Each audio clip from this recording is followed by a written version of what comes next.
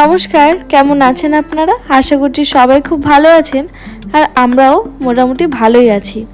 আমার নতুন একটা ব্লগে সবাইকে স্বাগত জানাই।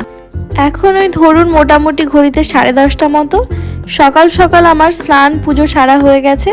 এখন আমি চলে এসেছি রান্নাঘরে রান্না করব বলে। তো আজকে কি রান্না করব সেটাই ভাবছিলাম। আগের দিন সৌগত বাজার থেকে শাকগুলো নিয়ে এসেছিল, কিন্তু সেদিনকে আমাদের নিরামিষ থাকায় তাই আর শাকটা করিনি। এইটা হচ্ছে ডাঁটা শাক, ছোট ছোট সাইজের। তো এটা না আমার মনে হলো একটু পেঁয়াজ রসুন দিয়ে করলে খেতে বেশি ভালো লাগবে, তাই নিরামিষের দিন আর করিনি। এমনিও অবশ্য ভালো লাগে পেঁয়াজ রসুন ছাড়া, কিন্তু আমার মনে হয়েছিল তাই রেখে দিয়েছিলাম ফ্রিজে।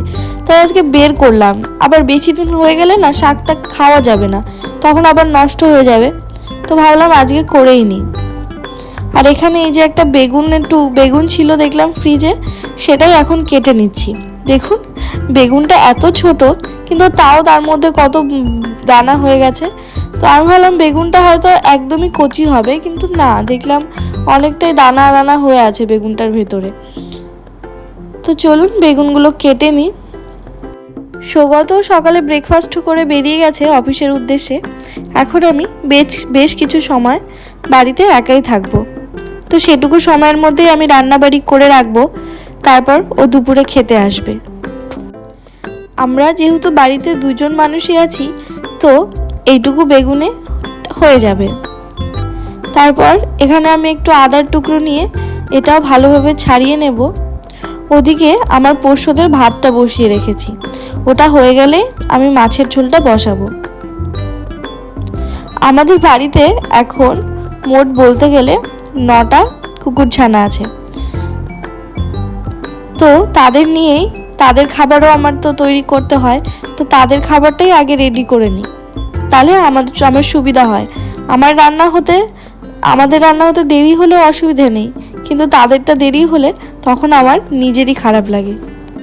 কি আর করবো বলুন, তারাও তো অবুঝ প্রাণী না, খিদে পেলেও বলতে পারে না, তাদের কথাও হয়তো বললেও আমরা বুঝতে পারি না, এসে বসে থাকে। তো তাদেরটাই আগে রেডি করে নিই, যে আমাদের টাইম মতো না হলেও হবে, কিন্তু তাদেরটা টাইম মতো একটু দেওয়ার চেষ্টা করি। তো এইদিকে আমি মাছটাও ভালো করে ধুয়ে রেখেছিলাম। এই যে আজকে করব পাবদা মাছ দিয়ে বেগুন দিয়ে পাতলা ঝোল। আজকের মাছগুলো বেশ ভালো ছিল, ফ্রেশ ছিল এবং প্রত্যেকটা মাছই ডিম ভর্তি পেট ছিল। পাবদা মাছটা খুবই ফোটে। তো আমার জানেন তো, আগে বিয়ের প্রথম যখন আমি রান্না করতে পারতাম না, তখন আমার ভীষণ ভয় লাগতো এই মাছটা ভাজতে। তখন আমার যে হেল্পিং হ্যান্ড আছে তাকে আমি বলতাম যে লক্ষ্মীদি তুমি মাছটা ভেজে দাও, তখন সে আমাকে ভেজে দিল। এবার বলুন তো কতদিনই বা কারোর উপর ডিপেন্ড থাকবো, নিজেরও তো শিখতে হবে। তো আস্তে আস্তে অভ্যেস হয়ে গেছে বলতে পারেন, কিন্তু তাও আমার এখনো ভয় লাগে। কিন্তু আমি অনেক ভালোভাবে সেটা চেষ্টা করি ভাজার, একদম ধিমে আঁচে, যাতে না ফোটে তেল ছিটকোয়। আর এদিকে আমার ভাতের চালটাও ভিজিয়ে রেখেছি, বেশ কিছুক্ষণই হলো। চলুন এবার শাকগুলো একে একে বেছে নিই। শাক বাছতে না সত্যি বলতে আমার ভীষণ বিরক্তি লাগে, কেন জানি না, এক এক করে অনেকটা সময় সাপেক্ষ ব্যাপার। কিন্তু যেহেতু খেতে ভালোবাসি, তো সেই ক্ষেত্রে বাছতে তো হবেই। যেহেতু এখানে আমার কেউ নেই, তো আমার তো নিজেরই করতে হবে সেটা। জানেন তো, আমার হাজবেন্ড খুব একটা সবজি খেতে একদমই পছন্দ করে না। ওই ধরুন গুনে বেছে কিছু কিছু সবজি সে খায়, কিন্তু আমি আসার পর থেকে এখন মোটামুটি অনেক সবজি নতুন খাওয়া শিখেছে। একদিক থেকে বলতে পারেন আমার একটু ভালোও লেগেছে ওর সবজি খাওয়া শেখাতে, কারণ আমি তো এখানে একার জন্য বলুন আলাদা করে করতে ভালো লাগে। কেউ একজন যদি থাকে, সে যদি খায়, তাহলে দুজনের জন্য করা যায়।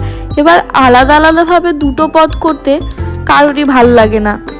তো আমি যেহেতু একটু সবজি খেতে পছন্দ করি, তো আস্তে আস্তে এখন সেও আমার জন্য কিছুটা অ্যাডজাস্ট করে নিয়েছে, আর আমিও তার জন্য কিছুটা করে নিয়েছি। এই ধরুন বেগুনটা আমার বরাবরই খুব একটা পছন্দের সবজির মধ্যে পড়ে না, কিন্তু আমার হাজবেন্ড বেগুনটা আগে থেকেই খেত। এবার আমার যেহেতু পছন্দ না, কিন্তু ওর পছন্দ, এবার আমার পছন্দ অনুযায়ী অন্য সবজি দিয়ে করবো, সেটা তো ও খাবে না।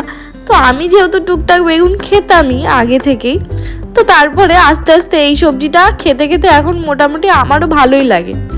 তো এই আর কি, দুজনের জিনিসগুলো একটু একটু করে অ্যাডজাস্ট করে মানিয়ে নিয়েছি, এখন আর অসুবিধা হয় না। কিন্তু বিয়ের প্রথম এগুলো আমাদের খুবই অসুবিধা হতো। দেখুন, আপনাদের সাথে কথা বলতে বলতে আমার মাছ ভাজাটাও হয়ে গেছে, এদিকে বেগুন ভাজাটাও হয়ে গেছে। আজকে এই যে ঝমঝমিয়ে যে বৃষ্টিটা নামলো, কি বলবো, কতগুলো জামা কাপড় কাচা হয়েছিল বাইরে নেড়েছিলাম, সেগুলো তো তুলে নিয়েছি। এবার কখন বৃষ্টিটা থামবে জানি না, এখনও তো শুকোয়নি।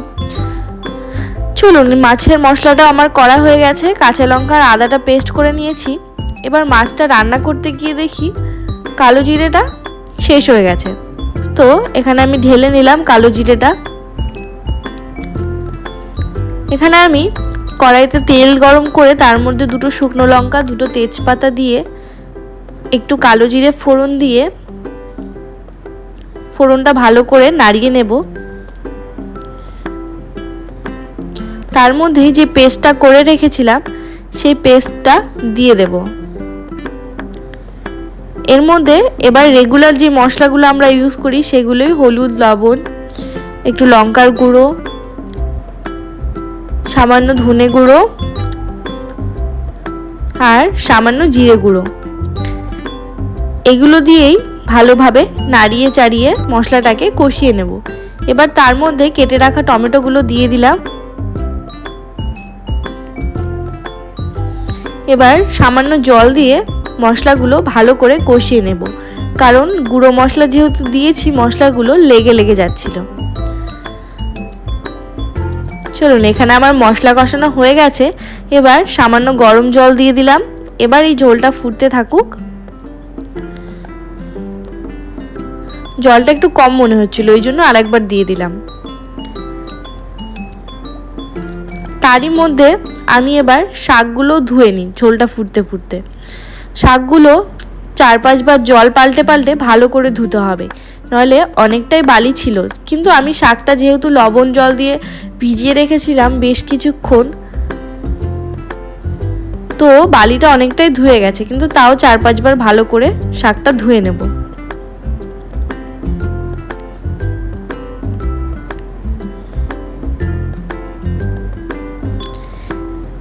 আমি ঝোলের মধ্যে মাছ আর বেগুনগুলো দিয়ে দিলাম।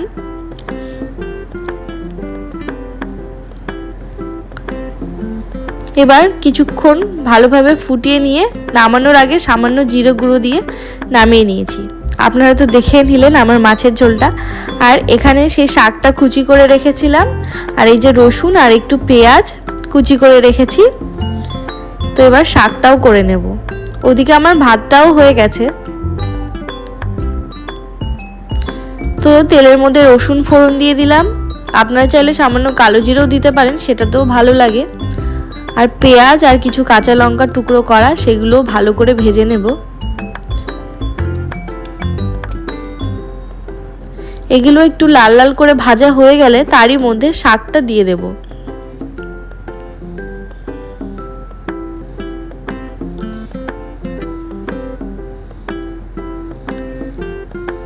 এবার শাকটা দিয়ে ভালোভাবে নাড়িয়ে চাড়িয়ে নেব। শাকটা এতটা মনে হচ্ছে কমে কতটুকু না হয়ে যাবে। এবার শাকটার মধ্যে সামান্য হলুদ দেব। অনেকে হলুদ দেয়, অনেকে আবার দেয় না, কিন্তু আমি একটু হলুদ দিয়েই করি। তারপর একটু সামান্য লবণ দিয়ে শাকটাকে এবার ভালো করে ভেজে নেব।